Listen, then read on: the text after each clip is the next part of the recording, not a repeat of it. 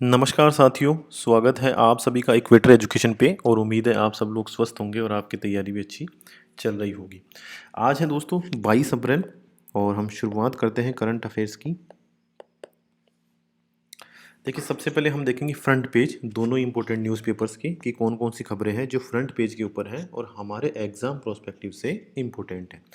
देखिए, एक अच्छी न्यूज़ भी है और एक बड़ी न्यूज़ भी है, हम पढ़ेंगे भी इसको अच्छे से कि जो डायरेक्ट टैक्सेस हैं उनका कलेक्शन लगातार बढ़ रहा है।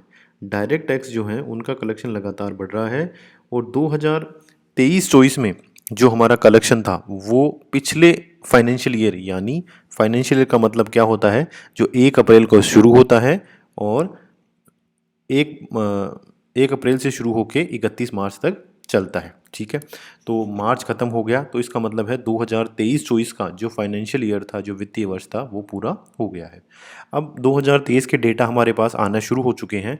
तो कल वित्त मंत्रालय के द्वारा डेटा जारी किया गया है, उसमें ये कहा गया है कि 2022-23 में जो हमारा डायरेक्ट टैक्स कलेक्शन था उससे ज़्यादा टैक्स कलेक्शन इस साल यानी कि 2023-24 के अंदर हमें प्राप्त हुआ है। अब देखिए टैक्स दो तरह के होते हैं, वो हम आगे विस्तार से डिस्कशन भी करेंगे कि डायरेक्ट टैक्स क्या होता है, इनडायरेक्ट टैक्स क्या होता है, दोनों में अंतर क्या होता है और दोनों का फ़र्क क्या पड़ता है। इसके बाद में देखिए, ये पॉलिटिकल न्यूज़ है जो हमारे ज़्यादा काम की नहीं है, ये भी पॉलिटिकल न्यूज़ है और ये सेफ्टी रिपोर्ट आई है जो ट्रेन का एक्सीडेंट हुआ था आंध्र प्रदेश के अंदर उसको लेकर, तो ये भी हमारे लिए ज़्यादा इम्पोर्टेंट नहीं है। फिर इंडियन एक्सप्रेस में हम देखें, यहाँ भी पॉलिटिकल न्यूज़ ज़्यादा है। देखो, ये पॉलिटिकल न्यूज़ है, ये भी पॉलिटिकल न्यूज़ है, ये पॉलिटिकल न्यूज़ है, ये भी पॉलिटिकल न्यूज़ है। तो ये बहुत ज़्यादा जो पॉलिटिकल न्यूज़ होती है ना, ये हमारे काम की नहीं होती है क्योंकि ये बयान होते हैं राजनीतिक रूप से, जिनका कोई आधार नहीं होता है और जिनसे एग्ज़ाम में क्वेश्चन आने की संभावना लगभग 0% ही होती है। ये हमने देख लिया था कि डायरेक्ट टैक्स कलेक्शन। और अब एक बार हम ये देखेंगे कि जो हमारा टैक्स है वो कितने प्रकार के होते हैं और डायरेक्ट और इनडायरेक्ट टैक्स में क्या अंतर होता है। देखिए, कल क्या हुआ, फाइनेंस मिनिस्ट्री ने अपना डेटा रिलीज़ किया और डेटा रिलीज़ करने के बाद में उन्होंने दो चीज़ इसके अंदर बताई। देखिए, सबसे पहले तो हम दो चीज़ देख लेते हैं डायरेक्ट टैक्स के अंदर। डायरेक्ट टैक्स क्या होता है, जब भी जो कंज्यूमर है वो डायरेक्टली अगर सरकार को चुकाए, खुद ही डायरेक्ट अगर सरकार को भुगतान करे तो उसे हम कहते हैं डायरेक्ट टैक्स।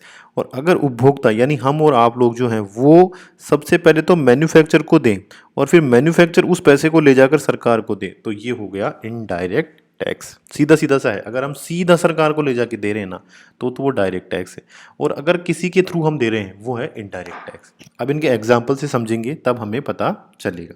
देखो, इनकम टैक्स होता है, जब किसी व्यक्ति की इनकम होती है तो उसे इनकम टैक्स देना होता है। इनकम टैक्स क्या होता है, वो सीधा का सीधा सरकार को देता है। जैसे मान लीजिए किसी व्यक्ति की 5 लाख आय है, तो उसमें से जो जो भी उसका टैक्स बनेगा वो सीधा का सीधा ऑनलाइन इनकम टैक्स रिटर्न भर के और उस रिटर्न के माध्यम से सरकार को इसका भुगतान कर देगा, तो इसलिए वो तो कहलाए डायरेक्ट टैक्स। लेकिन जैसे मान लो हम कोई भी वस्तु खरीदने जाते हैं, मान लो जैसे आप किसी परचूनी की दुकान पे गए या ग्रोसरी शॉप के ऊपर हम गए, तो वहाँ जाकर हम क्या करते हैं, जैसे मान लीजिए आपने केवल आटा खरीद लिया या मान लीजिए बिस्किट आपने खरीद लिए, तो बिस्किट के ऊपर जो भी उसकी एमआरपी होती है, जैसे मान लीजिए एक बिस्किट है वो है 30 रुपये का, ठीक है, 30 रुपये का बिस्किट है, उसके ऊपर लिखा हुआ भी है इंक्लूसिव ऑल टैक्सेस, ठीक है, तो उसके ऊपर मान लीजिए जो टैक्स लग रहा है वो लग रहा है 5 रुपये का, ठीक है, तो उसके ऊपर जो टैक्स लग रहा है वो लग रहा है 5 रुपये का, यानी 25 रुपये उस बिस्किट की कीमत है और उसके ऊपर जो टैक्स लग रहा है वो लग रहा है 5 रुपये का। तो हम जो पूरे के पूरे पैसे हैं, यानी जो 30 रुपये हैं, जो 30 रुपये हैं वो हम पूरे के पूरे दुकानदार को दे के आ जाते हैं, ठीक है, हम दुकानदार को दे के आ गए। उसके बाद में वो दुकानदार उन 30 रुपयों में से जो 5 रुपये टैक्स के बन रहे हैं ना, वो चुकाएगा किसको, सरकार। चुकाया तो हमने है, एक्चुअल में हमारे ऊपर ही उसका भार पड़ रहा है, लेकिन हमने डायरेक्ट गवर्नमेंट को नहीं चुकाया, हमारे बिहाफ पर हमारे से कलेक्ट करके फिर जो शॉपकीपर है या जो मैन्युफैक्चरर है उन्होंने सरकार को ये टैक्स चुकाया है, इसलिए ये इनडायरेक्ट टैक्स की कैटेगरी में आते हैं। इनके उदाहरण भी हैं, जैसे अब देखो आजकल वैट तो है नहीं, जीएसटी है। जैसे जीएसटी लगता है, ज़्यादातर वस्तुओं के ऊपर जीएसटी लगता है, गुड्स एंड सर्विस टैक्स। तो वो क्या होता है, जीएसटी हम दुकानदार को पे करके आते हैं, ठीक है, हम शॉपकीपर को पे करते हैं और शॉपकीपर फिर वो टैक्स आगे गवर्नमेंट को पे करता है। यानी हम सबसे पहले तो शॉपकीपर को दे के आएंगे या मैन्युफैक्चरर को देंगे, वो हमारे बिहाफ पे सरकार को दे के आएगा। इसे हम कहते हैं इनडायरेक्ट टैक्स। और जैसे इनकम टैक्स है वो तो हम सीधा ऑनलाइन जाते हैं सरकार की वेबसाइट पर, वहाँ पर इनकम टैक्स रिटर्न भरते हैं और जो भी हमारा टैक्स बनता है वो टैक्स चुका देते हैं। आ गई बात समझ में? बहुत सीधा सा है, सिंपल सा है। इनके एग्जाम्पल्स ले लें। देखिए जो इनकम टैक्स होता है वो, कॉरपोरेशन टैक्स क्या होता है कि जो कंपनी है ना, कंपनी उसे भी एक आदमी माना जाता है, कंपनी को भी एक व्यक्ति ही माना जाता है। जैसे हम और आप है ना, वैसे ही सरकार कंपनी को भी एक व्यक्ति ही मानती है और उसकी आय के ऊपर भी टैक्स लगाती है। तो कंपनी की आय के ऊपर जो टैक्स लगता है वो कॉरपोरेट टैक्स या कॉरपोरेशन टैक्स कहलाता है। इसके अलावा हमारी प्रॉपर्टी के ऊपर टैक्स लगता है, गिफ्ट के टैक्स लगता है, वेल्थ पर टैक्स लगता है। तो ये सारे के सारे टैक्स कहलाते हैं डायरेक्ट टैक्स। इसके अलावा देखिए custom duty, excise duty, service tax, और ये तो आजकल जीएसटी में चला गया। सर्विस टैक्स तो है ही नहीं, सेल्स टैक्स भी नहीं है, जीएसटी में चले गए, वैट भी नहीं है, ये जीएसटी में चले गए। तो ये सारे जो जीएसटी है ये है इनडायरेक्ट टैक्स। ठीक है, अब देखिए इसमें हमारे समझ में आ गया कि डायरेक्ट टैक्स क्या होता है, इनडायरेक्ट टैक्स क्या होता है। ये दोनों चीज़ हमारे समझ में आ गई। अब इस रिपोर्ट के अंदर क्या आया है, रिपोर्ट में ये आया है जो पिछला फाइनेंशियल ईयर था, यानी जो पिछला वित्तीय वर्ष था 2022-2023 का, उसके मुकाबले इस वित्तीय वर्ष के अंदर 2023-2024 में जो डायरेक्ट टैक्स का कलेक्शन हुआ है वो ज़्यादा हुआ है। ठीक है, और कितना ज़्यादा हुआ है?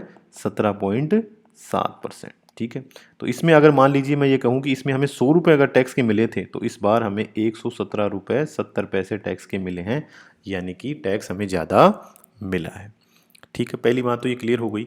ये डेटा आते हैं फाइनेंशियल ईयर की। फाइनेंशियल ईयर शुरू होता है 1 अप्रैल और ख़त्म होता है 31 मार्च में। ठीक है, अब देखिए इसमें क्या क्या कहा गया है। इसमें दो बातें बहुत इंपॉर्टेंट कही गई है। वो क्या कही गई है कि देखिए जो इनकम टैक्स है ना, इनकम टैक्स उसमें तो वृद्धि हुई है और जो कॉरपोरेट टैक्स है ना उसमें हुई है कमी। तो ये दोनों ही डायरेक्ट टैक्स हैं, हमने भी पढ़ लिया था। तो इनकम टैक्स में तो, इनकम टैक्स के कलेक्शन में तो वृद्धि हुई है। इसका मतलब है कि लोगों की इनकम बढ़ रही है, लोगों की आय बढ़ रही है, तभी तो वो टैक्स ज़्यादा दे रहे हैं और इसीलिए इनकम टैक्स बढ़ रहा है। लेकिन दूसरी तरफ एक चीज़ और भी है कि कंपनियों की आय घट रही है, यानी कॉरपोरेट टैक्स में कमी आने का मतलब क्या है कि कंपनियों की आय घट रही है।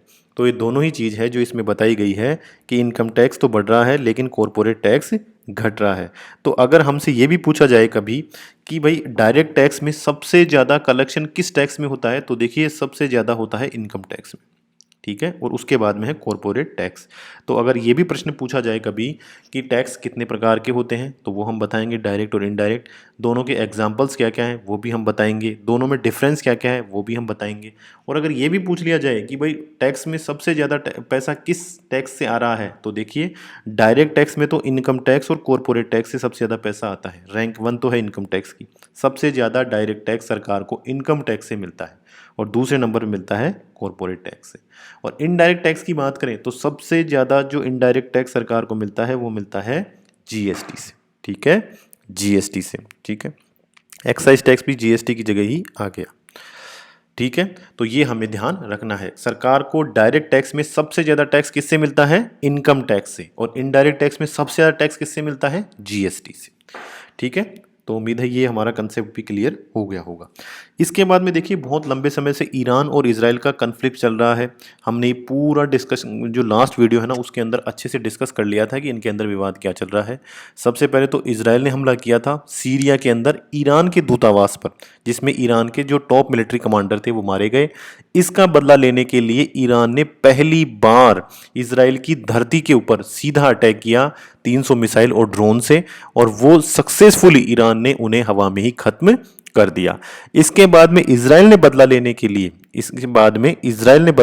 लिए अपनी धरती से हमला किया ईरान के इन्फान सिटी में। ठीक है, हालांकि इजराइल ने ये कबूल नहीं किया है कि हमला हमने ही किया है, नहीं ईरान ने ये कहा है कि हाँ ये जो हमला हुआ है ये इजराइल की तरफ से हुआ है, लेकिन यूएस ये कह रहा है कि ये जो हमला है ये इजराइल की ओर से किया गया है। आ गई बात समझ में?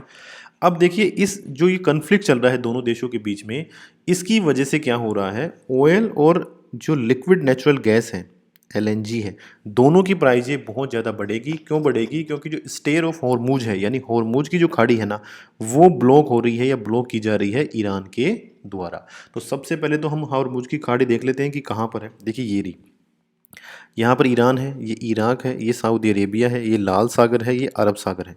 तो यहाँ पर ये छोटी सी जो जल संधि है या स्टेर है, इसका नाम है स्टेर ऑफ हॉर्मुज या हॉर्मुज जल संधि। ठीक है, ये यहाँ पर इसकी सबसे पहले तो लोकेशन बहुत इंपॉर्टेंट है कि इसकी लोकेशन कहाँ पर है। ठीक है, तो ये जो यहाँ पर ये पर्शियन गल्फ के पास में, पर्शियन गल्फ और अरब सागर को जोड़ने के लिए जो जल संधि है, उस जल संधि का नाम है स्टेर ऑफ हॉर्मुज या हॉर्मुज जल संधि। आ गई बात समझ में?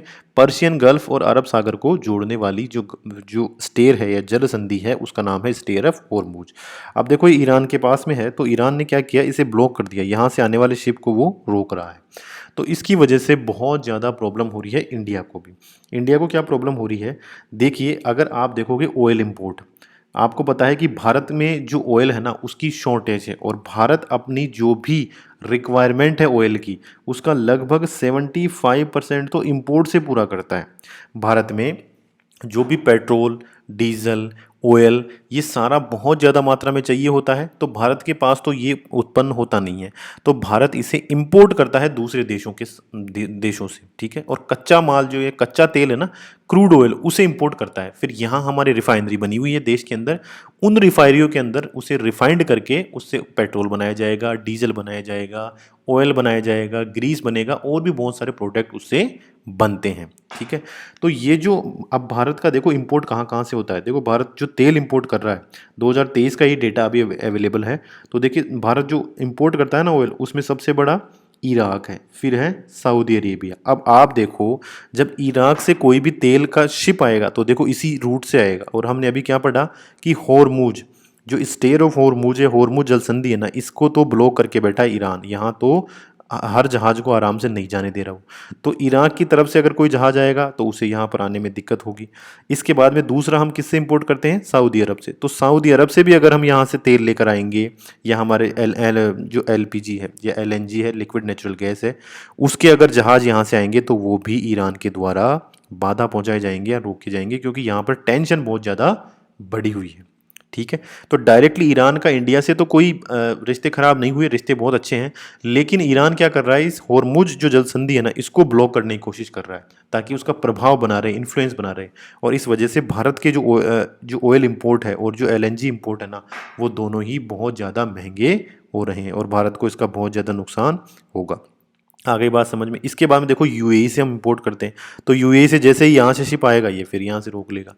अब देखो इसमें दूसरा रास्ता भी, हम सऊदी अरब से इस साइड से भी तेल लेके आ सकते हैं। आ गई बात समझ में? तो इस साइड से तेल तो हम लेके आ सकते हैं, लेकिन उससे क्या होगा कि परिवहन की जो लागतें हैं, यानी ट्रांसपोर्ट की जो कॉस्ट है ना, वो बहुत ज़्यादा बढ़ जाएगी। तो वो तो वही बात पड़ जाएगी कि ऑयल भी फिर से महंगा आएगा।